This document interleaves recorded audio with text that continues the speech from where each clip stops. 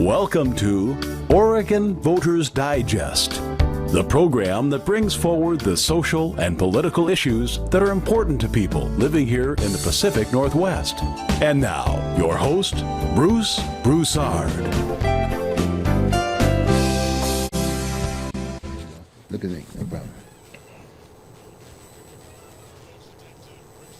Okay, welcome here. Here we go, folks. Again, community television, we're just fine. No problem. We'll just go on and move right on in this business aspect of it. Again, I'm Bruce Broussard, your host here. And by George, we're going to have, again, a good show. As you know, we got a lot of things happening right now. Lots of things. You got Ukrainian, we got that, we got all the situation up in D.C., and then we got Oregon. And boy, I tell you, the election, by the way, we're in the primary right now, and there's all kinds of folks that are running for office. As you know, if you've been here before, I've interviewed a number of these folks right here on the Oregon Voters Digest and the like, and we're getting down to the final 50-yard line aspect of it. Okay, and then come the 17th, all of a sudden we'll pretty well know, 17th of May, we'll pretty well know just of that whole group, if you will. You can figure there are 34 people running for governor. 34 people running for governor in the state of Oregon. And now at this point in time, and then we got issues. But the bottom line is that our living room here in the state of Oregon has some problems. The City of Roses right here in Portland, Oregon, and so consequently that's a biggie. And as you know, I'm running for chair of Multnomah County, and right up front with him, more than qualified and whatever. But I've been on the campaign trail. But right now I'm sitting in this seat, wearing this other hat, and that's what we're going to talk about today. In fact, I'm going to talk. I brought in someone that I'm sure some of you might be familiar with him, and I've been very familiar with him aspect of it. We've had similar kinds of background, and and right up front with the relationship started when we were in boot camp. We were in boot camp in U.S. Marine Corps boot camp. I was a Hollywood Marine. I was sitting up there in San Diego. Yep. And Steve Harmon, who I have right here with me right here, basically went to boot camp up in San Diego. He did that piece, and then I had various activities, and some of you know that I was on the MLK. I had the first recruiting station out there on the MLK. Mm-hmm. I had several military personnel. I had the Army, the Navy, the whole 9 yard aspect of it. It's where the murals are located. If you ever drive down MLK, you'll see those murals there, especially the one on the north side. That's the one that's still there. There was another one that was on the south side, but it's been refurbished and changed. But anyway, the bottom line is that I've got a number of stories. But today we're gonna spend some time with Steve. And get some of his stories and background, because he has a number of things to talk to. We're going to do that, and then there's a possibility we might get a gubernatorial candidate in here after we get through chatting and whatever. Sure. But Steve, welcome. Thanks, welcome Bruce. back, buddy. Sounds good. Sounds good. It's interesting, boy. I tell you. Oh wow, memories. Even when I look at you, I think about these memories, Yeah, thinking about the boot camp, things of that nature, whatever. Never forget that. Wow. Pugo sticks, remember those days? Oh, boy. Everybody get all excited. We got to hit each other with the Wasn't Pugo that a sticks. good deal? That was a good deal. That was a boxing match. That was. Yeah. I mean, what, Free for 13 all. weeks? You too? 13 weeks? Yeah, 13 weeks. 13 weeks. We both say that 13 weeks, folks. He knows right off the bat. He knows. In those Quonset huts. Same Quonset huts? Yes. Yeah, Quonset huts and whatever. We did that piece. I still have to do squat thrust forever. Every day. Yeah. That was a beautiful piece. So that's what we're going to do. We're going to spend some time with Steve, and let's give him a few little goodies about our boot camp opportunities there when we were doing that piece. What happened with you right up front? It's Steve, by the way. This is Steve right there. And remember when the recruiter got you in, right? Remember that one? You remember that recruiting day? Yes. Then all of a sudden we got on that bus. Remember that bus? I do remember the bus. And remember that bus when you got down? What happened to you? What did you think when you got there? off that bus? Yeah, when you got there. I wondered what in the heck happened. I got off that bus. I grew up in North Portland, Yes. and I was around a lot of rough people from time to time. Yes. And when I got off that bus, the way he talked to me, he invented words I'd never heard before. I think, what am I doing here? Holy smoke, I was scared to death. And when he said get off the bus, we just didn't walk. We hurried. That's right, We that's hurried. right. We weren't hurrying fast In enough. shock. He kept You in telling us shock. to hurry more. got us off there and stood us in formation on these yellow footprints. Yes, yes. Right. You remember those, I'm sure, Yeah, Bruce. exactly. Stood there, I don't know how long. I say probably a couple hours. It seemed like 10 hours. Exactly. In the middle of the night. Why they walk around yelling at us, giving us orders, telling us what to expect, what not to expect. Didn't dare get caught scratching your nose or something. Right. So, I mean, that was kind of my introduction. And said, wonder, wow, I had a pretty good thing at home. What am I doing here? Now, what about that morning when you woke up after the sleep and they woke you up first thing? I mean, hey, it wasn't no such thing as daylight hours. I think the sleep lasted about 2 or 3 hours, if that. And I kind of heard very similar words to that receiving barracks officer when it was time to get up. Something, I won't say those words, but it basically told us to get out of bed, hurry up, then hurry up, get out of bed. Yes. We were sleeping, sleeping way too long, so it was time to get up. So we got up. Oh wow! And then as you know, again, like we said, we spent 13 weeks there. You know what I mean? And it was all planned. Yes. I mean, Very regimented. I mean, point got a lot blank, done. every minute was Right. pretty well picked up. Then you meeting the DI for the first time around. Remember that one? Yes. The first time, and then then after he's got his assistants, only about three of these guys, right? About three of these guys, and I thought that was a kind of interesting piece, and wow, and then I got in there, and then all of a sudden, after about 2 or 3 days, he picked me. Yeah. Because I knew my left from my right, because I had ROTC background. Oh, yeah, there you go. Yeah, a lot of us, wrong, they always tell you the other left turn. When they tell you. Exactly. Well, you're so nervous, you know. You just, when they tell you to do something, you do it without thinking about it sometimes. Exactly. Yeah. What were some of the highlights in that training, the 13 weeks that you thought was really neat? Well, I mean, I got in the best physical shape of my life, you know. Okay. And we ran everywhere we went. Mm-hmm. We made good use of our time. Right. Meals, everything planned, and got to know a lot of people. Of course, you made friends. You trusted everybody that you worked with, because we all had to work together as a team to get through boot camp. Mm-hmm. So you trusted your fellow Marine, Right. whether he be white, black, Mexican, didn't matter. We were all the same. Yeah.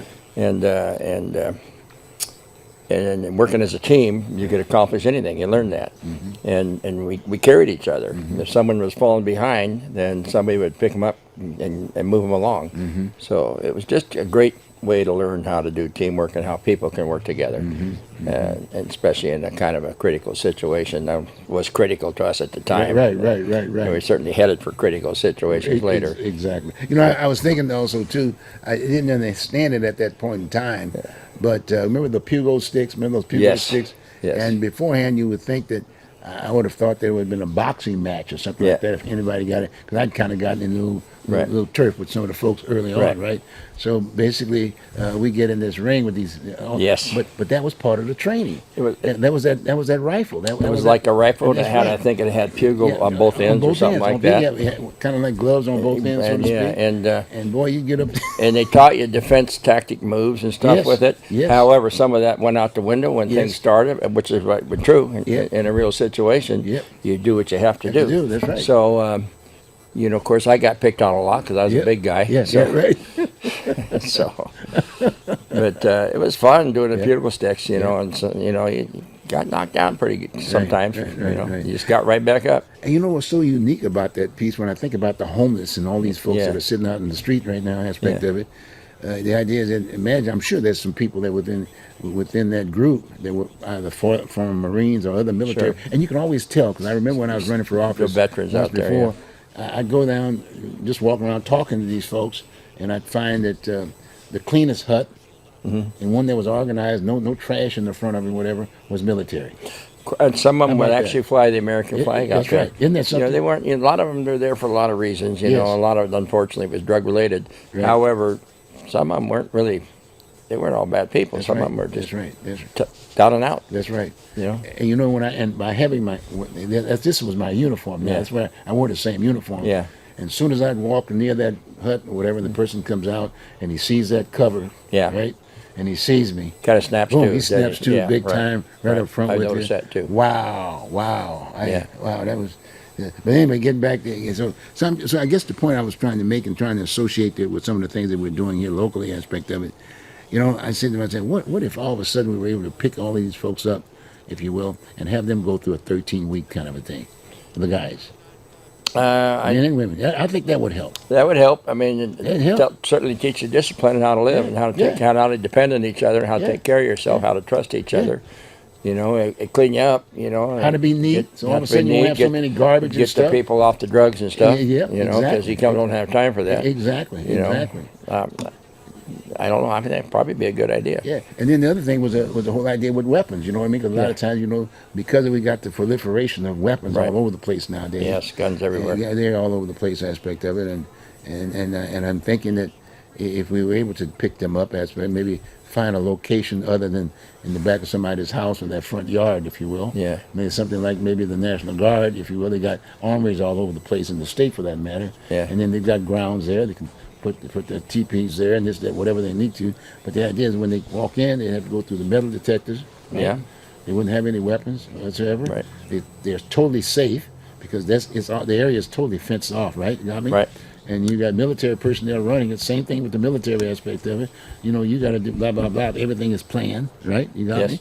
And it's not something that's new. You got me? It's not, quote, trying to build a house. They're not ready for that. This is cover. Right? Cover. This is cover. This is shelter. It got me started in the right direction because I had struggled getting through high school and everything, and so maybe it could help them. I mean, it really grew me up. Yes. Same here. Yeah. Same here. I had nowhere to go, so to speak. I didn't either. Because I'd gone to school before, and in fact, when I got out of high school, I had a scholarship and whatever. But you know, my parents were not that sophisticated, if you will, and so consequently, they did the best they could for me. Yeah. They made sure that I had a family and I had a life or whatever. But the bottom line is, when I got out, I went to school initially, and then I went over here, and all of a sudden I was going from school to school to school. Yeah. Didn't make any sense to me. Yeah. Nobody holding me by the hand routine. And now look at the family Boy, you have. Boy, look at I tell you what. Got this family. So I heard about that recruiting. Then after that was ROTC, and I've gone all the way through in high school, by the way. And so consequently, I knew the left from the right, whatever. I'd fired the weapons and all this other good stuff. And so I said, I'm going on this recruiting office. You know, the globe and anchor always hits you. It does. Hits you right between the eyes. Automatically. Every time I hear the Marine Corps hymn, I stand at attention still. I can't help it. Even if I'm laying in bed, I lay at attention. So let's say we spend our time in the core aspect of it, and then we had various duties, right? Yes. We had various duties. We had MOSs, right? In fact, right after boot camp, they give you your number. Yes. That was your job. Yeah, 0311. That's right. I had 6400 aspect of it. But the bottom line is that it might have been a helicopter instructor, if you will, ground type in the blue boxes and whatever. But first off, you were a Marine. Marine first. Everybody was a Marine right off the bat. The primary MOS for every Marine was 0311, grunt, combat. Exactly. Primary. Then they had secondaries and everything. Exactly. But everybody at any time, at any place, was trained to go into a combat situation. Exactly. No matter whether you're the cook or you're the mechanic, whatever. Exactly. Truck driver, you were trained if needed to go right into it. Anywhere you go. Yeah. It's still like today, 0311. Same thing. Yes. Yes. So then after that, how about yourself? Now you spent the time in the Corps, and then you came back home, and I did this, that, and the other, and then boom, then all of a sudden you had now what do I do now? But at the same time, you're well trained. You had the basics. You had the background. Yes. You got me? Now you're ready to, hey, I'm taking on the world now. Yeah. Go out there and do what you have to do. Right? Fair? Right. How about yourself? What happened? Well, I had two brothers that were Portland police officers. Okay. So I decided I'm going to go do that. And I took the test and didn't make it. So I said, gee whiz, what am I going to do now? So I went and got a commercial truck driver's license, and I drove truck and started going to college. So to make up for what I... Got that GI Bill? Yeah, GI Bill helped with most of it, yes. Okay. And I got 2 years of college done initially before I applied again. Got my associate's degree in law enforcement before I was to apply again, and finally made it on the police bureau in 1974. Okay. Followed my brother's footsteps. And did that for 25 years. Isn't that something? But you know that relationship, see? Yes. You had someone that identified, almost kind of like saying, getting back in the Corps, getting that camaraderie. Right. You used your brothers, right? Yes. yes. Okay, and that's how you got in. And it started with an uncle that we had originally. And I talked my brothers to going in, and then I came 10 years later. Wow. So, Wow. yes. Well, he was older. Yes. He was the oldest. The uncle, right? yeah, by quite a ways. You Yeah. mentioned that. I think when I met him, he was in a wheelchair. That was my oldest brother, That was the Stan. oldest Yeah, brother, Stan. Stan. He was Stan. the oldest brother. Wow. Right. All Yeah. three of you kind of like to get at that point in time were basically on the force. Yes. All three of you. Yes. Oh, that'd been quite a photo. I wish you'd brought that photo. Yeah. Yeah. So, what was so when you got in, you went through the training aspect Yes. of it. Well, what do you think about the training aspect of it? Was it comparable to that 13 weeks? Or something? Training that back then was kind of on the job part of the time, and then you went into the academy. So generally they would hire us. We'd spend time in the street until they had enough people to have an academy. So we weren't very well trained when we first started. Not like we were trained. No, not when we first started. And then once they got enough people, they would fire up an academy. So I was actually working with a partner at that time, carrying a gun with hardly any training for about almost 6 months before the first phase of the academy. Then I went into 9 weeks, I think, of academy and graduated from that, and they trained us. That was pretty good training. They trained us a lot there. But you had that background. You had fired weapons. Yeah, You yeah. fired that 45. Right. You know? You shot that. What you had 16 at that time. You Yeah, had over 16? there I had You M16, You had yes. 16 at Yes. that time. So Yes. so you were familiar with weapons, Right. mortars, the whole nine Right, yards, right, and dealing with people and stuff. dealing with people, the whole nine yards. Did that help? I think it helped me a lot. Quite a Yeah, bit, I huh? felt it A lot did. of folks, huh? Yeah. Okay. So, and then after that, we went back on the street, and by that time, once you've got your first 9 weeks of academy out of the way, then you could, when you were signed off by your coaches, you were working with a coach, a trained coach the whole time. Okay. And once you're signed off, then you can work on your own, still under close supervision. You had a 1.5 probationary period with close supervision. And you'd work alone for a while. And then once the second phase of the academy came up, another 9 weeks, you went through that. And then once you completed that, you would continue to work alone for a while under supervision, and you were watched move to different parts of the city, work different places. Okay.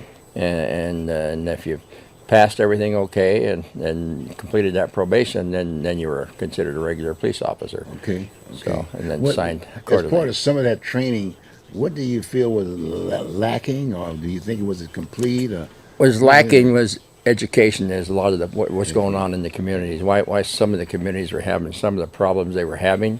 Okay. We didn't understand. I worked a lot of time in the black community, Albina. Actually, I worked in the adjoining district with then police officer Charles Moose quite some time. Okay. We enjoyed working next to him. A very good cop. Later became a great chief. Right. But we had a lack of understanding of why things were the way they were in that area. And so I think that created some problems, probably. So there was no orientation of that No. in training.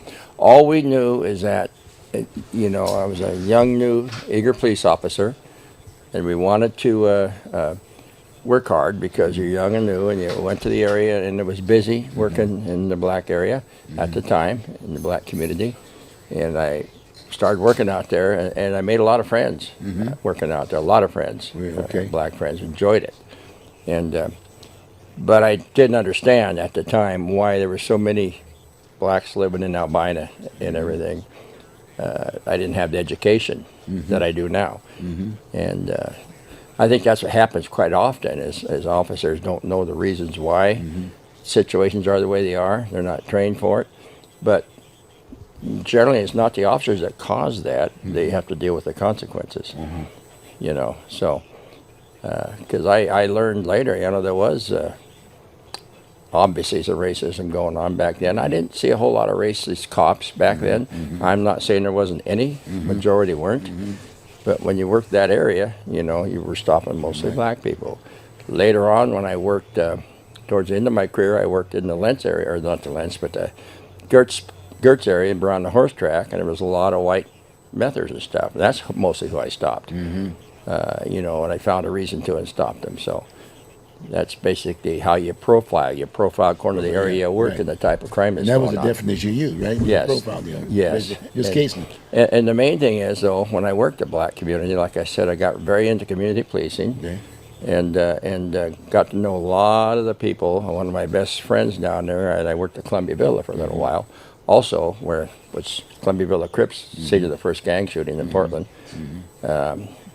I worked, got to know one of the University Park directors, George, really well. He referred to himself as Black George. We became good friends. He and I worked together identifying kids with problems, mostly to try to help them before they had trouble, mostly young black kids and stuff. And so I had a really good relationship with him. You know, I told a friend of mine that that you were going to be coming on the show today, aspect of it, and then he remembered remembered you. Yeah. He remembered you and how you basically took an interest in him. Right. Went to his home and whatever, Yes. and basically picked him up, took him down to JDH, kind of opened his eyes a bit, Yeah. and whatever, and he really appreciated that. Yeah. I want you to know that. I appreciate that. And Yeah, I I'll had tell you, Robert, as my good friend Eugene Rashad, and I think everybody would recognize Yeah. that name. A good man, you know. Yeah. But he recognized. Yeah, well, I he just appreciate that. automatically Yeah. came out with his Yeah. experience and Yeah, that well, I story appreciate about that. you. Okay. Yeah. You want me to tell you thank you Well, very much. thank him for that. I really appreciate it. Good, You know, good, it's good. always best part of the job was seeing anybody that had some kind of trouble in their life turning around. I always enjoyed that. Yeah, Well, it made it worthwhile. tell me this, Steve. Yeah. As you think about it, now that's your definition of community. That's Yeah. real world stuff. Working with people, yeah, Working we're with meeting the people, families, communicating, meeting helping with them, meeting them, with the families, helping out, trying to solve their knows problems. in the area, knows in the area, that Yeah. whole 9 yard, right? You got me? Yeah, and we had more time to do that back then because you know it wasn't we had enough police officers, Right. and there was a lot of officers that mostly had to answer calls, but some that were assigned certain districts got actually go out in the community and work it a little bit, and you know, and I think Charles Moose did a lot And of good for that Charles, too. Charles was good people. You know, he and was on the show. I had him on. Yeah. Yeah, so that's mostly what we tried. Matter of fact, I think Portland was probably one of the leading cities people in the come in, I country remember it, yeah. in community policing. Yeah, And I'm not quite sure what happened. I think a lot of it's we don't have the manpower we used to have.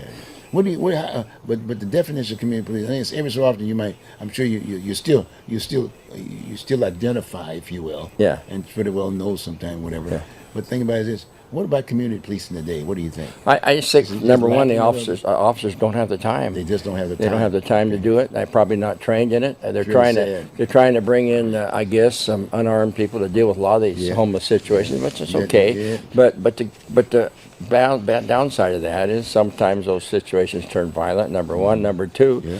it's good to have the officers involved in the good stuff too, though, because you get to know them more. Because they're not just out there. At least during my time, you weren't just out there to solve crime and catch the bad guys. One of the more joys of the job was helping the people that needed help, and a lot of good people you'd run into in their bad moments. You know, they would have just bad moments, than making bad people. You know, the other thing I was thinking about along that same line, they're not wearing uniforms. No, they're not. See, they're not wearing uniforms, and that's again that here we are today, and things are changing and whatever. Them not wearing, if they were wearing uniform, that would really help from the standpoint. It would help a lot because what it's telling people, the single I get it that it's saying is, these are good people. They don't have uniforms on. Oh, here comes the cops, but they got the uniforms on. They're bad. It was, you know, that's what it seems to me with single people, the community, that Right. when you see a uniform, it's a cop. Right, Watch out, right, they're bad. right. Oh, these guys are good. They don't have a Exactly, uniform on. exactly. That's how I take it, and I may be wrong. That's just my understanding. That's how I would take it. Exactly. Knowing what I know. Exactly. Uh, Well, you know, a lot of times people don't understand. At the time we knew then, the uniform meant something. Yes. It really meant something. Yes. It made a statement. You Yes. know, a definition. And the bottom line is that when that did happen, we used to do things about making sure that people understood what that uniform Yes. represented. Absolutely. We used to on career day in schools Yes, and this, we that, and did. the other. And, you know, we don't Officers do in that. the schools was a really good thing. That's it's a deterrent, so to speak. Yeah. You know what I'm saying? You got me? It represented certain things, just like when we're wearing our cover today. Yeah. You know, when you look at that globe and anchor, people say Marine Corps. We had the Police Activities League, and Yes. we would meet all the kids and stuff, mostly underprivileged kids, a good many of them black right, kids. right. And generally we'd meet them in uniform and stuff, and then we would get into our regular clothes and we'd teach them football, basketball, whatever they. I enjoyed doing that. You Yes. know, it was a lot of fun. A lot of the officers were involved with that sort of thing Right, with the right. community. Exactly. And it was a good thing for the Yes, community to do yes, that. I yes, thought yes. that's another thing that's lacking now. I'm not blaming the officers. Yeah, There's right, plenty of right. good officers that would do Right, the job, right. but they just don't have the manpower or probably, in my opinion, the backing of the leaders in the city right now to do that. You know, the other thing too was the physics. My point is that it wasn't at that point in time that the guy on the street would identify like a 6'5" or 6. Yeah. You know what I'm saying? You physically look. My point is that it made a statement, so to speak. You got Yeah. a presence of some sort. Yeah. I'm trying to use that word. Yeah, I was big in I'm trying to look. physical stature. Yeah, that made a difference. But on the other hand, I will comment we had some of the women officers back in the day Yes, that weren't yes. as big yet were great cops. Yes, right, I can right, think of a couple right, of them, right, particular right, one. right, I'm not right. going to say any names, but she Right, right. had red hair and she was a great cop. Right, right. And so it was the way we worked back Right, then right, with right. people. You know, people understood and they respected the uniform. Like I said, Mm-hmm. we would have a lot of confrontations, but generally someone might fight us a little bit to get away. Mm-hmm. Yeah, right. But once we caught them, the fight was usually over. Mm-hmm. Very few attacks on police officers. And very few shots. Very few shootings. shots fired on Very either few, yeah, side. yeah, You know, exactly, now exactly. as you finding more and more shots fired situations, the officers are going to be more on the ready. They have to be. Yeah. And we just didn't have that then for the most part. I'm not saying never it happened, but for the most part, like I said, when we confronted someone, they might fight you a little bit to try to get away, but once you got them, it's over. Right. So, and they did respect the uniform. And I know that they wanted to transition because like I say, it's kind of a paramilitary anyway. Yes. It is a paramilitary Yes. aspect of it. And I always had this issue when we transitioned to the affirmative action thing. Yes. And was trying to get the women involved. Yes. The little guys. Then it was just then you had to have your degree. Yes. Kind of a deal aspect of it, and it transitioned from that to where we are today. Yeah. And all of a sudden, the long rifles that was not an issue. Right. You had a shotgun in the deal, but the bottom line, that was a whole different ball game. You know what I mean? But the fact of the matter is, as I think about it from a late standpoint, I'm seeing it. They're still human beings. Yes. Whether they little folks or women or this, that, and the other. Yeah. But the fact that they're still human beings. Yes. And if they get in some confronting in some situation where by themselves, if you will, and you've got a tall person or 2 or 3 people, well, it's so darn easy to bang. They came out with the laser. Very easy to but do it's it. so easy to pull out something to defend yourself. Yes. Because you're a human being, right? Yes. You got me? Yes. But on the other hand, back in your days, in all due respect, Yeah. you always had at least 2 cops. You always right? had to try 2 You with had- you. you had to have You 2 worked guys with in you. the busy areas. You worked 2-person cars, and- and or you had. If you weren't in such a busy area, you tried to wait until you got Right. cover to help Right. you. Exactly. You didn't go in alone. You had the manpower. Right. Or That- the personnel power. Let me Yeah, rephrase personnel- that. personnel, right. To handle that. And, you know, and as we talk about this thing, it's that, and that's another reason why I'm saying to the viewers, is they need to know now because we're having this issue of the lack of respect Yes. and definition of what a police officer is and Right. what they have to deal with day to day. And Right. they've got some pretty heavy stories to talk Yeah. to. Got Yes. me? Yes. Especially the women. Got me? The Yes. women. And especially the little guy, and especially people who haven't been around other so-called minorities. Latinos and blacks in routine. Like you said, you had to be able to do that because you had some background in the Corps. Yeah. You that met some helped. folks in the Corps. That Plus, helped you a had lot. your brothers, if you will. They were. When I already grew on. up, I grew up, You grew up near the Columbia Villa. Right. You know, when I was a kid, went to Portsmouth High School Yes, yes. or Portsmouth Grade School, Roosevelt High. yes, So yes. I'd always, if I had any issues with black people when I was Yes, young, it's because yes. it was over a basketball Yes, call or something. exactly, Had nothing to do with exactly. race. And Yeah. you know, and I think about when you and I met, it was just like a camaraderie shit because Yeah. you know I was already in the Corps. Well, we had the Marine thing we going had the right Marine there. Corps right that, off the bat. yeah, That- that Semper Fi, that works right off the bat. And then Harry comes along, right? Yeah.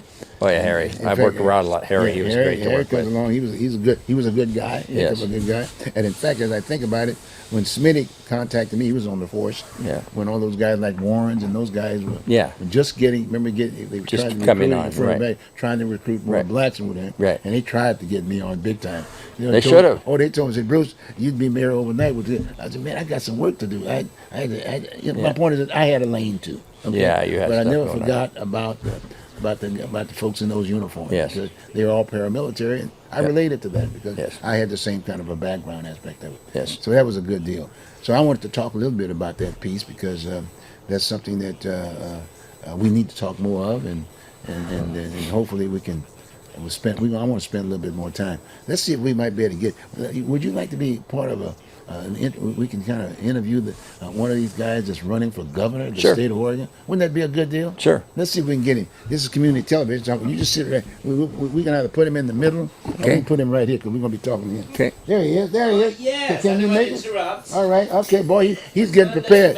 We're I'm gonna armed because I will be the first unarmed governor Wow. in American grab history. that. Wow. Grab that chair over there from outside. Oh, I can grab it. You grab it? You got it? Look You at got this it. guy. Look at this guy. Don't let the disability fool you now. I just think Okay, I all better right, stay out of your way. Yeah. Get closer over here. Oh, Get close. Come over here. Come over here, Harry. okay. Come over here. Come over some more. I'm not mic'd up. I Yeah, hope that's there you okay. go. Yeah, come on, just a little This bit will more. get you. There we Ah. go. You're in good shape. Okay, We're gonna make sure you put that piece fantastic. right there. All Take right. that down there. Right there. There you go, Michael. Okay, Now fantastic. look at this guy. Look at this guy. How limber you are. We wanted to get up and get the chair. There this, we that, and go. the other. Look at this guy. I mean, Me five. Hey, you got my vote. I've never been given a high five with a foot, but I love it though.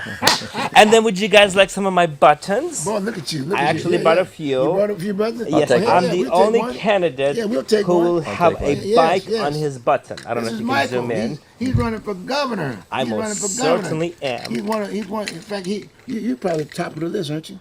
I wish I was top of the list. No. Well, you know, when I Okay, reach here's out, one button for you. Fine, thank you. Give me one of those. Yes, sir, George, absolutely. I I tell mean, you. on the issues, you would think I would be on the top because I'm the Yes. only candidate who is talking about tackling these enormous rents. Yes. I'm the only candidate boy. who's talking about expanding Oregon health plan to all Oregonians, Okay. regardless of income or immigration status, especially with senior citizens who are on Medicare and they've got to deal with the donut hole. And you Yeah. have to buy all these supplemental plans. Well, if I can get you on Medicaid universally, all of that goes away and everything is covered. No co-pays, deductibles, Right. Wow. premiums, Wow. out-of-pocket costs, nothing like Okay. President Biden's been talking about a public Okay. option. Okay. OHP is that public option. Okay. Let's put that baby right up front there so they can see that baby. Okay. You just keep talking. I'll put Okay, fantastic. I'll put that baby right there. Oh, We're my talking the good- gubernatorial candidate right here. Yes. Michael. Well, why don't you just kind of talk a little bit, introduce yourself. You're running for governor. Why are you running? I'm running because I'm sick and tired of the elite establishment status quo. You got people like Tina, who was Speaker of the House for 9 years. In that time, she did not raise minimum wage to $15 an hour. In that time, she did not expand Oregon health plan to all Oregonians. Okay. In that time, she did not introduce what I'm calling a living wage of $25 an hour for all companies that report billion-dollar quarterly profits. Okay. If you are making that much money, you can afford to pay your employees at least $25 an hour. Yes. And I'm mandating that they share the profits with the employees. Okay. Now, Tina, she actually told me the reason she didn't do that was because she was just a legislature. Well, that is true, but she was a Speaker of the House, and she had a super majority of Democrats. She did not use her power like she could have. She should have pushed the envelope. She should have made Oregon the true blue progressive state it can be, and she didn't do that. You know, she says that she didn't know what the Senate would have done. Again, Tina, what the Senate does is immaterial. You are the Speaker of the House. Why didn't you introduce these progressive agenda legislation? You know, under Tina's leadership, homelessness has exploded. Yes. Housing costs have skyrocketed. We have a supermajority of Democrats in the state legislature. Why aren't we stepping in? Okay. And so I realized that, you know, I've never held government office. I'm not a politician. I'm not a career government official. And I've never had any experience. What I'm understanding right now, you're a communicator. I am certainly a communicator. And that's, Yes. that's key. Yes. That's key, okay? All right, that's the most effective piece as far as I'm concerned if we're going to get the people Yes. and talk to them about issues and whatever. And you're the kind of a guy that's so assertive that there's no such thing as you can't go in any crowd and pick it up. Oh my You goodness, understand what I'm saying? absolutely. Yes, That's- sir. I'm just letting you know you have that. That's why I've gotten you on to share that with the rest of the group that's running. Don't get me wrong, as far as I'm concerned, if a person filed to run for office, they've got some story to say. Yes. And you know, I would like for them to share that with me. That's why I bring them on and I'll call them or whatever. Let them don't come on, and I have to basically basically get them acquainted to issues. Well, I am very well acquainted with the issues, and there are actually 15 candidates running for governor. Yes. But Yes. if the media had its way, you would think there's only two candidates, Tina and Tobias. Yeah, that's right. Because KT News wanted a $750,000 entrance fee Yes, I know. to enter the debate stage. Well, that's an issue, I'm sure, between governor and here I am county chair aspect of it. We're going to fix that out. Because Oh, as far as my I'm goodness, concerned, yes. The application process should identify specifically what it takes to file to run for governor. If Yes. it's the $750 or 7,000 or whatever, that should be noted on whatever office you're running for. You get my point? Well, the state constitution stipulates that to run for governor, you have to be 35 years of age, Yes. and you have to have been a resident for at least 3 years prior to the next election. Okay. Apparently, Christoph never got that memo Okay. because he tried to run, and the state Supreme Court said, "Not so fast, buddy. Your money cannot buy an election." And so, I saw that. yes, And and he was a guy from New York, right? right. But he had a house here too. Right, he claims to be an Oregonian, Okay, okay. but the Live fact here. is he voted in New York's 2020 election. He has a New York driver's license. He's not an Oregonian just because you were born in Oregon But and still, you. but still, he filed. I'm just He saying. did, But- yes. But in that application process, that should have laid it out such that if, in fact, if you over here, you did this, that, you can't go. You know what I mean? I mean, let's Right. just be straightforward. We're looking for leadership. Yes. We need people to take the lead. And to file for governor, you only have to pay $100, which I Right. think is more than There you go. reasonable. Did you get your voter pamphlet yet?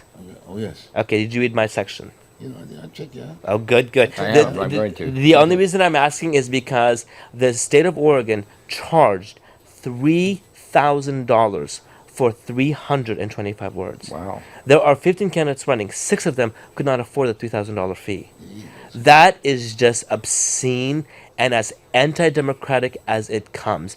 And if there are any attorneys, civil liberties attorneys watching this show, please join us because I want to sue because this is a violation of our freedom of speech. Well, you're doing it. In fact, you're doing it here too. Yes, but when you're absolutely. sitting in that governor's chair, Yes. that's when you can change the policy. you see? Oh, my because goodness. we are a country of laws. We got to have it. Because you don't do respect. We're having issues now with the so-called the idea that the police aspect of. No, they're law enforcement officers. They enforce the laws that we have to live by, and they're peace officers because they have to communicate with folks sometimes beyond what's being here. That's right, you know what I'm saying? So, Right. so we just need to understand what that's all about. Laws are very, very important. They are, yes. Now, if you don't like them, you change them. And we have a process for that. And just because a law is a law does not make it a just law. Right, but you still have access to be Oh, able to change it. yes. That's the key. Got me? You know, you're an assertive guy. You might be you taking my seat. That's why we. Oh, I don't know about You'd all be that pretty hard now. to replace. Oh, Exactly, yes. Oh, hold on. The guy, look, did you see what he was doing? learned- My seat is in the governor's There mansion you working for the people, but obviously I will count on you to be able to use the bully puppet of the press to let people know what I'm trying to do. Because I'm going to tell you right now, I will probably face a lot of opposition from those people who call themselves progressive Democrats in the state legislature who have been sitting on their hands doing nothing. Let me make you this one promise. I'll be the only governor in American history who you will never ever catch sitting on his hands doing nothing. Because I'll be too damn busy working for you. Oh. I am fed up with the establishment, and I'm going to actually do something. Well, I'm gonna try to get you out, beat you out on another end of it. I am 33 years old and 50 years of experience. How about that? I love that. Oh, you like that? You like that? I Action? do, yes. Will you take me on your staff? Oh my goodness, All right, yes. good. Okay. All right. And we got a peace officer here, right? Yeah. So he's gonna be on the staff too. Yes, I'm not, yes. okay? not a whole long ways behind you in That's age what there. I'm saying. I'm actually one of the few Democrats who has not villainized the police. The Okay. police are necessary. They need major reform, don't get me wrong, Yes. but they are necessary. And the problem is, the reason the police are failing us today is because they are expected to do things they were never trained to do, such as mental health. Well, that's what we was trying to talk. Now we was talking about going on. And actually, we're trained at mental health back in the 70s and stuff. Oh. We dealt with it a lot back there. Okay. We were trained, but it went away. I'm not sure what happened because we had a lot of mentally ill people back then. We were trained quite a bit about it, and we dealt with them. And we could what we could do if someone was dangerous to themselves or others is we could take them and put a 5-day hold on them, and before they got too dangerous, and take them at that time to the state hospital where they were automatically interviewed by a psychiatrist, intake psychiatrist. Generally, they would keep them, send them to Damish for up to 30 days before they would have a hearing. just to make sure they got back on their proper medication and stuff before they got dangerous. But can you do that nowadays? No, Because I believe no. Oregon took away that And right. lawsuits and stuff that stopped that. You could no longer take them, and it was actually an illegal arrest. It was protective custody for their own safety or somebody else's. But we could no longer do that. Well, that's as how we did it. governor- so we were basically trained at one time. We dealt with a lot of them, and there was very few mentally ill people shot by the police back in those days. We generally handled it. We get them early on, normally, before they got too bad. Well, as governor, I'll be reinstating that right. Yeah. And what I want to do is also assign what I call mental health advocates. There are a lot of calls that the police should not be answering that should be dedicated by mental health advocates who are trained in that arena. And again, police are necessary. You know, my experience with police has actually been very positive. There have been a couple of times where I've actually run a red light on my bike. And what was going to be a very hostile situation, when they realized that, they're also like, "Oh my goodness, buddy, you're biking without arms. How are you doing that?" I'm like, "I don't know. You just saw me run a red light." And so the question is, had good. I been African American, would I have received that same treatment? You know, would they have been, open-minded, and become what could have been a hostile situation, turning into be an amicable situation? And so we definitely do need to have the police trained more. But again, I'm a Democrat who supports our police department, and I'll make sure they have the proper funding. Well, I think times change. Every year changes, so this should always be more reform. Oh, yes. 20 years from now, there need to be reform again, because times always change. So you have to adapt to the times. And the media right now, the amount of media coverage doesn't help the issue any. No. So I'm not talking about just the news, but the social media, everything else. So really, you get so many different opinions out there, and people just aren't tolerant of each other very much anymore. And that's... So, yeah, there has to be reform. And 20 years from now, there need to be reform again. There's always going to have to be. Well, in 20 years, we'll be talking about Yeah. reforming the AI police units. Yes. Because everything is going to go technological. Yes. Yes. But this is why I wanted us to do that. I wanted you to be here when Steve was here. Because it's an educational thing. See, you got my point? During his particular time, he was kind of like the one-stopper communication for the community. Just like custodians are. Like Fred Meyer. And like custodians. Yes. Like custodians in Yeah, schools. Schools, yeah, everybody went to the kids went to that they knew them all. custodian, Right. He knew the whole 9 yards. He knew exactly what was happening. You know with their those parents, kids, you know- their parents. He knows what was going on outside. And it was a good communicator, just like yourself. Yeah. See, that's why you need to have a good communicator for leadership aspect of it. See what I'm saying? I'm running for county. I'm in the same boat aspect of it. Yeah. All the so-called, all the staff and this, that, and the other, that's already fixed. Yeah. That's fixed. I'm not interested in changing the whole crowd over there. Yeah. I just wanted, hey, I'll get in that seat. I've got solutions that I'll be talking about because I've got background, just like you have, just like Steve has aspect of it. So this is kind of like an educational piece too for all those folks that are running. I'm saying, hey, look, keep running, no problem. I want you to get involved. We're all patriots for that matter. But let's make sure we understand what the systems that we have. Let's not just throw them all out of the deal. Like I said, I don't call them police officers. I call them law enforcement officers. People, look, we live by laws. They're hired to enforce those laws. Now, naturally, when they get out there to do that, and they're assigned to do that, and plus they're trained that way, so to speak. But then when other things happen, people want them to do everything. Hey, look, I just filled out my car. I don't know how to get home. I've been drinking too much and whatever. Then all of a sudden, community policing comes in. And back in his days, they'd put the guys in the car and take them home because they knew them. Tell them about that, Steve. Yeah, and community policing is enforcing the law too, by the way, because when you get to know the community, you get to know they talk to you, you learn what's going on. You learn how to enforce it. Actually, you empower the citizens to help you enforce the law. Yes. I don't mean empower by giving them guns and saying go out and walk patrols, but I mean just talking to us and everything. And you would do that. You would help the person if they had too much to drink. If they were a problem drinker and stuff, and they always had too much to drink, you might try to help them get some kind of treatment, or else you get some treatment. It's going to be a little different next time. But you did do a lot of that, and you knew everybody because the same guys would work the same areas, and you actually had time to get out and work the areas. You'd have to take calls for service, but say I was working a district, we called them districts in different areas, and I got really tied up and I'd work on a problem or helping somebody. And then the next district car would take my calls for a while and tried to resolve it the best I could. Now, we did that back then because we worked with the communities quite a bit.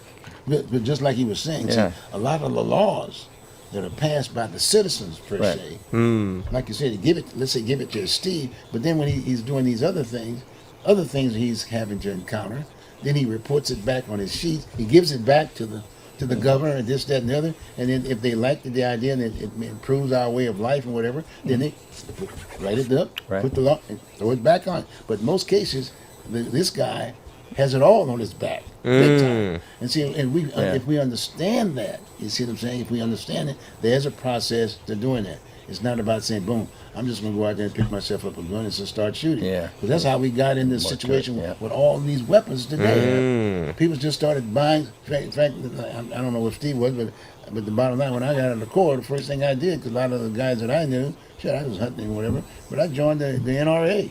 But only from the standpoint, you know what I mean, it related to what I was doing. Right. The friendship or whatever. So my point is that, but now, because I'm still a member, I'm a lifetime member aspect of it, but now I'm basically calling the NRA and say, hey, wait a minute, what about these ghost guns that are out there? Oh, yeah. I want these guys to come here, and I want them to come up with a program to pick up those ghost guns. Oh, the NRA is completely against you on that ground. No. Not, I pay dues. No, you pay dues, but the NRA is in favor of ghost guns. No, this is what I'm saying. I'm not in favor of ghost guns. I agree, but the NRA is though. Yeah, so but you're I'm part of the NRA. yes. Look at Mike. But you're part of an but you're part of an organization that is out of touch with its own members. Well, you gonna help me out. 75% of Americans favor common sense gun legislation. That's right, I agree. The NRA says no to everything. Can I have you on when I have an NRA person with me? We Oh can my! talk? Yes, That'd be great. I'll even bring my gun. I actually have a video on YouTube of me handling a gun. You You know, okay. I may not have the right to bear arms, I but get I you. can still bear an arm, though. Okay, good. Okay. Oh, yes, But sir. you see what I'm saying? See, the whole idea is that you bring it to the table right, and you discuss it. Yes. Yes. And figure out what is it going to do to us as a person, right? You got me? Because there's a lot of people out there with guns, and I know them. Yes. They don't even know which end to use. They wouldn't know what to do. In some cases, they start drinking and this, that, and the other, and all of a sudden, that's the easiest thing. Beforehand, you do with your fisticuffs of this, that, and the other. But nowadays, you pull this, you can't knock on anybody's door at night, right? That was another thing too. Early on, when I was a police officer, there were a lot of disputes and stuff. People Yeah. getting fights and Yeah. stuff, and knock each other out, beat each Yeah. other up, and that Yeah. was it. Now they're shooting them. And Yeah. It's really there was a a sad few situation. stabbings. It really sad. is. So And the governor, crazy. you see, you're getting So way too many Oh, guns. yes. I agree with you. Yeah. There's too I many mean, guns. I on the live in street. downtown Portland. I hear the shootings all the Yeah. time. Okay. And what I want to do is return to what he was doing, Yeah. which is community policing. Right. Many of the police officers in Portland, they don't live in Portland. They live in Tualatin, they live in Tigard, so they have no connection to the community they're policing, and they don't humanize the people they're policing. And that is why the police are so out of touch with so many areas, because Let's share a thought about that, people. Now, you got to understand, we may call them policemen. That's why I say if we can start getting used to calling them law enforcement officers, then we can sit down and communicate, because they're still human beings. oh yes, I They're agree. still human beings. They got a job. And trust me, they do understand that when that bullet comes out that gun, that's a live round. You got me? And there's no such thing as they're all Superman. Yeah. No, they're still human beings. And then these folks didn't get the training that I had and he had. They're just out there by themselves. But I want to make a community policing comment about Well, what you just said. You're probably right. A lot of them don't quite humanize everybody quite the same, because they don't live there. But back in the days when we were really big into community policing. You were out in the community with them, whether you lived there or not. And they became your friends. You did humanize them. You know John or Bill or whoever it was, or Martha. You knew them all. It didn't matter. So you did humanize them then, because you were out in the community. They don't have time to do that today. They don't have the manpower to do it, in my opinion. That's what I've been gone since 1999. So it's Oh, changed things a have lot. definitely changed. Yes, we but- do need to go back to Yeah. community policing, and So, I'm for raising but staff when you have numbers. that, when it's working, then you have the manpower to do it, and you allow the police to get out of their cars and do that, and then they do start relating more to the community they're working with. And many of them try to anyway when they have the time, but quite often, to be honest, a lot of the police officers don't feel they have the backing of the leaders right now. Well, to they be out don't there. have the backing. And They that's also their don't feel problem. safe So that's to get why out they of their don't really cars. want to. They don't want to get out and do anything Yeah. because they feel they're sticking themselves out there. That's what I'm hearing. Where I never felt that way before. I mean, even with Bud yeah. Clark mayor, I liked him. He was a Yeah, good yeah. mayor. I mean, at first he was a bit different to work with, for us, but he became very supportive, and we really enjoyed working with Bud Clark. So and we felt he had our back. Yeah, and I'll throw something else out to you. Governor to be, and now governor, is that when you get elected, and you sit in that chair, trust me, they're going to automatically put 2 or 3 guards around you. Oh, I hope they put more That's than what 2 or I'm 3 saying. guards. Well, that's what I'm. That's I had to what get some tea real you quick. See, that's what I'm trying to. Thank I'm you. sharing with you. I mean, we're sitting in that kind of an environment right now. Got me? Now, it's being too that you're bad. sitting in that chair and you understand what we're talking about aspect of it, then you'll say, okay, fine. Now, here's a goal that we need to go back to, if you will, and then you'll start basically. Well, now you got Steve, you got me. I'm saying you got me, and you just keep talking because right now you can't basically tell these family folks. You say, okay, fine, I want to be, that's their career, that's their job. You say, okay, fine, we want you to move right in the middle of it. No, it don't work that way because they're just as human as you and I are. Got me? I mean, I don't want anybody knocking on my door that way. I still have a wife and this, that, that. Yeah, and we all do. And I, with myself, I'm a public figure now. I'm a public figure. Everybody wants to talk to me. But I let them know who I am. Got me? Now, a lot of times people forget that. A lot of times they really still want to talk to you, so they'll use whatever thing that they can. And then I'm saying, just don't run up to me with no weapon or something, and yelling at me. Now, look, I'm here to help you. Yeah. But don't put your hands on me. Yeah, right. Don't call my number. Don't go to my home or whatever. That's the only time I have a safe place. Yeah. Especially now today, as a public figure, I don't want anybody coming to my house. Right. Because that 5 or 6 hours that I have before I come back on the street working with folks, that's the only time I have. And I've got to spend my time with my family. Right. That's where I'm at. See, if we can accept that kind of a piece, then I'm just saying, take some of that load and some of those problems off the back of that law enforcement officer. Then there might be a consideration that, hey, if you districtize the area and the person knows the area and the community policing is right, no problem. Let him get a house right there. They'll take one right there because it's all about family when you get down that family street, right? Got me? Oh, yes. I mean, at the end of the day, we are family. Yes. But right now, there's no such thing as family, even if you don't have a uniform. In fact, if you have a uniform, people are talking about, let's shoot him. That's bull. Well, It is bull, yes. I mean, the fact that I bike and I see ACAB, killer cops, bad cops, I don't understand where this hatred has come out of. I mean, Derek Chauvin, I believe, is a minority of police officers. he's Most exception to the police rule. officers are not Derek Chauvin, No. but everybody now thinks every cop is like Derek Chauvin. Some people, yes. Right, and it's wrong. And so we definitely have to do a lot. And the media does a fairly good job of keeping that alive, too. Oh, well, unfortunately. yes. I mean, he was and in that's court too this bad week. because, when I worked in Portland, I'm not going to say there were no racist cops. I'm not going to say there weren't any dirty cops, but they were an exception to the rule. Very few. Most people were similar to me. They're good, wanted to do their job, tried to work in their communities, and we had the manpower to do it then most of the time. And it was a great career. I enjoyed doing it. 1974 to 1999. Wow, it's a long time. Yeah. I might make another point in regards to the media aspect of it. You have to understand that's a commercial. It's a business. They're selling ads. They're selling ads, and the person who put the ads in wants something in return. You know what I'm saying? It's a whole different ball game. So the idea is that we've gotten an action. And well, what they print today is negative. A negative is more positive than a positive today. The one thing It's I will say, though, I'm seeing a little bit of more positive starting to come related to police officers on the media than it was, say, 6 months ago when good things happen, but not enough. Well, it varies. But like I varies. said, just like we're talking right now, they need to have more of these discussions. Yes. And I Yes. know if you're sitting in that chair. More round tables. Yeah, right. And Yes. I know that if you're Yes. sitting in that Perfect. chair, and make it public. Oh, yes. Don't get behind the door. Got Yeah. me? Talk about this stuff openly. Right. Because then you can bring. It's like saying in so many words. If you're sitting down there as governor, you got about 5 minutes. I got the numbers up there. Oh, okay. Oh, okay. This is community television. Okay, sorry. Didn't mean to interrupt you. Yes, have you ever heard of Ann No Morrow? problem. What was that? Have you ever heard of Ann Morrow? Yeah, then Ann Morrow. She's Morrow. in Vancouver. She does a bike show. no, I don't know that. I've been on her TV show a couple of times, and it's Really? very similar Morrow. setting. Like, Oh, wow. yes, Wow. she's a teacher in Vancouver, Oh, really? and she also leads a bike. I like Okay, these round okay, tables. good. They're nice. They really Everybody- are. people just Yes, talk. That's good. exactly. Yeah, Yes. you just talk what's on your mind. Well, I'm so excited about having him on. So Yeah. that was the whole idea. I told him. I know I've seen you up on the, but they didn't do the interview. No, they did not. No. But that's okay. Yeah. You got the exposure aspect of it. You know? Exactly, And Patrick yes. was the one that called me about you. That's who got me to call you. You know what I'm saying? Remember I do Patrick? remember Patrick. Wasn't he supposed to be People. joining us? Huh? No, Was he was, but he's busy. He's trying to get him another gig. He's going to get another job somewhere. oh, good So for him. he's a good guy.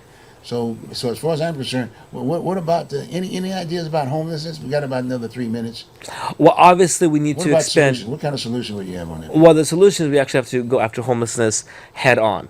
Like right now, there is no law on the books that mandates people no tenting on the streets. Okay. So that's the first law we need to pass is to legalize tenting on streets, and then we need to move from a shelter mentality to a housing mentality because a lot of homeless people don't want to be in shelters, and everybody talks about shelters, which are good as a transitory process, but that's not the end all be all. And unfortunately, that's where Portland City Council has basically left it as shelters. I want to build units. There are so many vacant buildings in Portland, downtown especially, a lot of vacant properties. I want to use eminent domain, seize those, and convert them into housing. There are so many nonprofit organizations that are begging to step in and help, but they don't have the supply. And so if the government can give them the supply, then we can actually start reinvesting into housing. I also want to mandate treatment, and I will be declaring the addictions crisis that is plaguing our state as a state emergency on my first day as governor. We have got to tie treatment with resources because right now we the taxpayer are enabling this drug addiction because we give all these resources to the homeless, and also there are a lot of people who are working and are addicted to drugs, and we don't tie any treatment whatsoever, and that's wrong. And so we need to tie treatment and make sure that people are getting the help they need. I do support Measure 110, which I voted for. I don't think you should be criminalized for doing drugs, but if you want to get help, you can. I speak to people at Care Oregon all the time who are seeking drug rehab, but there's no openings. There's not enough staff. There's not enough places. There's not enough beds. And so we've really got to get serious about helping those who really do want to get the help. Okay. Well, I wanted to do that with you because, as far as I'm concerned, come May 17th, there's going to be basically, I'd figure 2, 4, so there'll be 5 people on the ballot because you got the R and the D. No, right now there's 15 Democrat. candidates on the ballot. Are you talking about November election? No. I'm talking about in May. We got all those folks. The primary. Yeah, there's 15 primary. candidates on the And ballot. primary, and then what's I say? You got the primary, and then let's say there might be runoffs from the Republicans, runoff for the Democrat, right? No. 2 people each, right? No, there are no runoffs. There are no runoffs. Whoever wins the Democratic You gotta have nomination, 51%.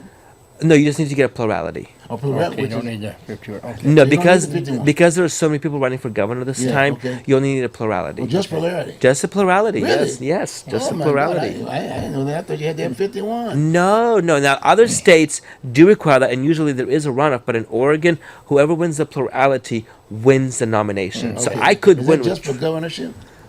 I believe I don't know. As far as I know, it is, but I don't know about other positions. And then Oregon doesn't make it easy for people to run as independent because you've heard of Betsy Johnson. Oh, yeah, I know Betsy. I know Betsy. She's running as unaffiliated because she had to get 50,000 signatures to get on the ballot. Right. So the 14 candidates that lose the Democratic primary, they're out. Okay. I think that's a good point to break off at this point in time. But I gotta have you come on, okay? Okay. Let's just make it a point that right after that on the 16th or 17th, I want you to come on that date. And we'll Perfect. talk about the whole deal. I love it. That sounds good. Yeah, it sounds Might gubernatorially fantastic. I like it. You're good. You're a good person. Oh, well, I love it. thank you. Pleasure to meet you, guys. Absolutely. Grabbing toes. I'm grabbing toes. I know, Okay. right? Steve, thank you, buddy. Thank you. All right, good enough. All right. It's good well, seeing you folks, again. you got it. You got it. Pull out those ballots, and it's up to you. Because at the end of the day, you got to check off that person one way or the other. You met Michael. You met the other folks that have come on the show. Study, check out your ballot measures, and check out the whole 9-yard aspect of it. Very important that we get the kind of leadership. Remember, leadership, and make sure they talk to solutions. Don't give them the commercial aspect of it. Okay, fine. Take care. You have a good one, and I'll see you next week. Have a good one. All right.